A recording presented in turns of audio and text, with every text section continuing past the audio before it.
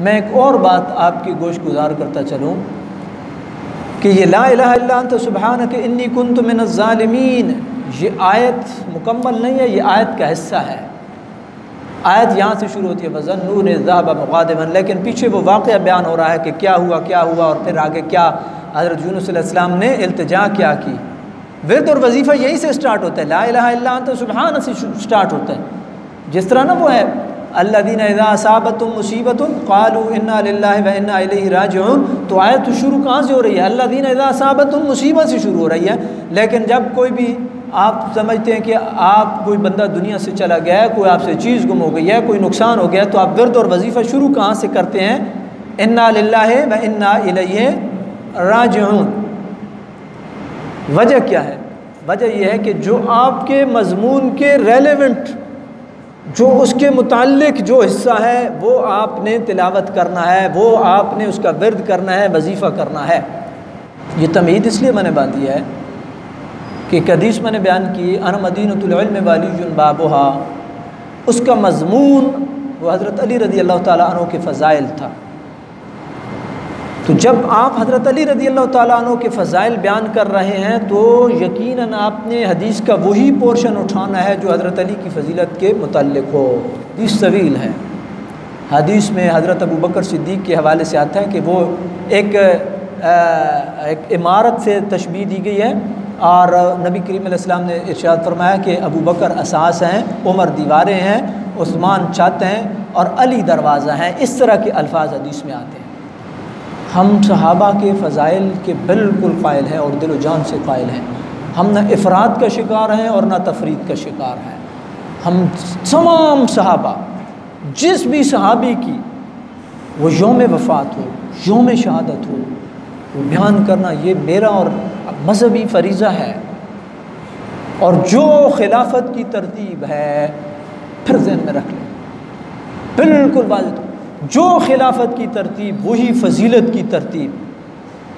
لیکن میں اس کے ساتھ ہی ایک اور چیز کو ٹچ کروں۔ امام بخاری ایک لمبی حدیث ہوتی ہے، اس کو ایک باب میں ذکر نہیں کرتے۔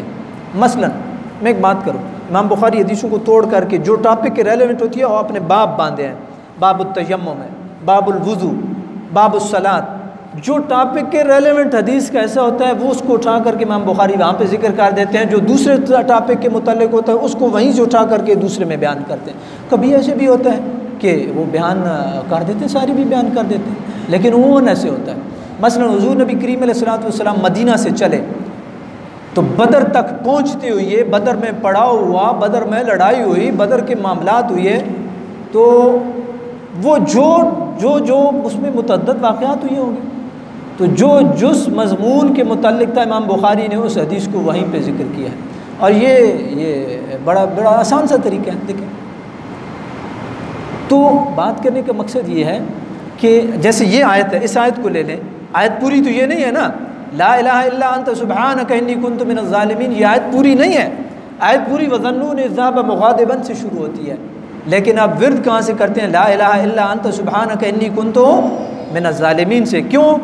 کہ دعا یا ورد یا وظیفہ یہ ہے، یہ حصہ ہے۔ اسی طرح آیت پوری انا للہ و انا الیہ راجعون نہیں ہے، لیکن آپ الذین اذا اصابتهم مصیبۃ قالوا انا للہ و انا الیہ راجعون سے شروع نہیں کرتے ہیں، بلکہ آپ شروع کہاں سے کرتے ہیں؟ انا للہ و انا الیہ راجعون سے شروع کرتے ہیں۔ بہرحال یہ تو ایک علمی بات تھی جو کہ میں نے اصلاح کے حوالے سے میں نے آپ کے گوش گزار کی ہے۔ ہر بندہ اس کی زندگی کی آخری خواہش یہی ہوتی ہے کہ وہ ایک اچھے مسلمان کے طور پہ اس دنیا سے جائے، ایک نیک۔ آپ دیکھیں زندگی میں کتنی خواہشات ہوتی ہیں، مال ہے، دولت ہے، بیوی ہے، بیٹے ہیں، نوکری ہے، معاملات ہیں، سب، لیکن ایٹ دا اینڈ کہاں پہ آ کے لگتا ہے؟ کمزور سے کمزور بندہ، عمل میں کمزور سے کمزور بندے کی بھی ایک ہی خواہش ہوتی ہے، اور وہ خواہش ہوتی ہے یا اللہ خاتمہ بالخیر، خاتمہ بالایمان، نیکوں کے ساتھ خاتمہ۔ اس کے لیے بڑا بنیادی ورد ہے، اور وہ ورد محمد الرسول اللہ میرے اور آپ کے آقا و مولا صلی اللہ علیہ وسلم نے کیا، حضور نبی اکرم صلی اللہ علیہ وسلم کی حدیث ہے، انا استغفر اللہ فی کل یوم 70 مرۃ، میں ہر روز 70 مرتبہ استغفار کرتا ہوں، استغفر اللہ ربی من کل ذنب واتوب الیہ، 70 مرتبہ استغفار۔ کوئی بھی استغفار کی کوئی بھی کلمات ہو، یہ بھی استغفار ہے، استغفر اللہ ربی من کل ذنب واتوب الیہ، یہ بھی استغفار ہے، ربنا اغفر لنا ذنوبنا وکفر عنا سیئاتنا وتوفنا مع الابرار، یا عزیز و یا غفار یا رب العالمین۔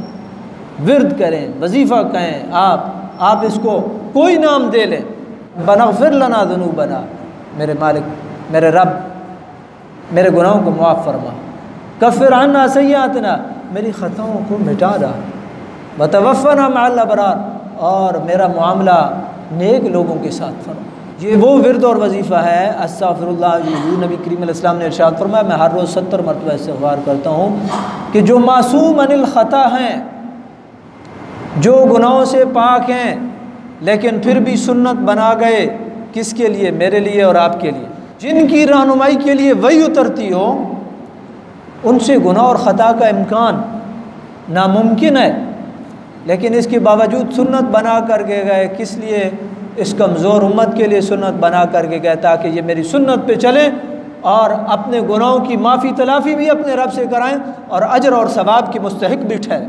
آیت ہے یا یہ جو ورد ہے، یہ دونوں بنیادی طور پہ گناہوں اور خطاؤں کی معافی تلافی کے حوالے سے، استغفر اللہ ربی من کل ذنب واتوب الیہ، کوئی اور پانچواں کلمہ ہے وہ ہو، ربنا اغفر لنا ذنوبنا وکفر عنا سیئاتنا وتوفنا مع الابرار۔